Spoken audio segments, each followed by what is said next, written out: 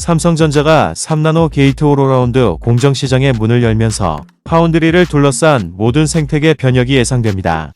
반도체 설계부터 파운드리를 움직이는 소재 부품 장비까지 지금까지 없던 새로운 경쟁력으로 승부를 봐야 하기 때문이며, 특히 취약한 국내 반도체 생태계로는 3나노 GAA 시대를 대응하기 어려워 해외 의존도가 높아질 것으로 보입니다. 3나노 GAA 시대에 걸맞은 기술 경쟁력 확보와 사업 전략 수립이 시급합니다. 3나노 공정으로 반도체를 설계하려면 최대 5억 9천만 달러 비용이 드는 것으로 추산되는데, 이 비용을 지불하고 설계할 회사가 지구상에 몇 안 된다는 것이 중론입니다.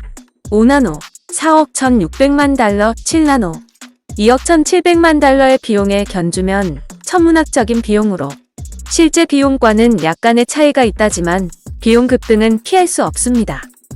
이 같은 현상은 반도체 설계 자동화 툴과 반도체 설계 자산 비용이 급격히 뛰기 때문이며, 첫 설계 비용 가운데 절반 가까이가 소프트웨어 비용이 차지하고, 또 초미세 공정으로 전환될수록 설계에 투입되는 인력도 급증하고, 5나노 공정 반도체만 하더라도 설계에 100명 이상 인력이 필요하며, 3나노 공정에서는 이보다 많은 설계 인력이 필요할 것으로 보입니다. 반도체 설계 비용이 천정부지로 뛰다 보니 중소규모 반도체 팹리스는 3나노 공정을 활용한 반도체 개발에 엄두를 내기 쉽지 않습니다. 삼성전자, 애플, 퀄컴, 브로드컴, 미디어텍 등 반도체 설계 강자가 아니면 3나노 시장 진입이 어렵다는 의미로 대규모 설계 비용 투자가 3나노 공정 활용의 선결 조건이 될 것으로 보입니다. 반도체 설계 업계 관계자는 3나노 반도체 IP도 해외 기업 의존도가 높은 상황이라며, 특히 삼성전자 파운드리에 최적화된 IP는 일부 기업이 독점하고 있다고 밝혔습니다.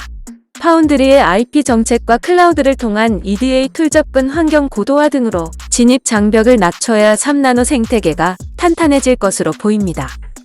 3나노 GAA 공정은 소부장 산업에도 대변력을 요구합니다. 기존 공정에 사용했던 소재로는 3나노 이하 공정을 제대로 구현하는 데 한계가 있기 때문이며, 회로 선폭이 워낙 짧아졌기 때문에 소재 물성과 성능 개선이 선결돼야 안정적 3나노 GAA 공정 생태계를 조성할 수 있습니다. 이제 반도체 개발 자금력 없는 중소형 팹리스 회사는 기술이 있어도 전통 레거시 공정에 28나노미터 이상 설계로 몰릴 것으로 보입니다. 대한민국 반도체, 특히 팹리스 회사의 건투를 빕니다. 감사합니다.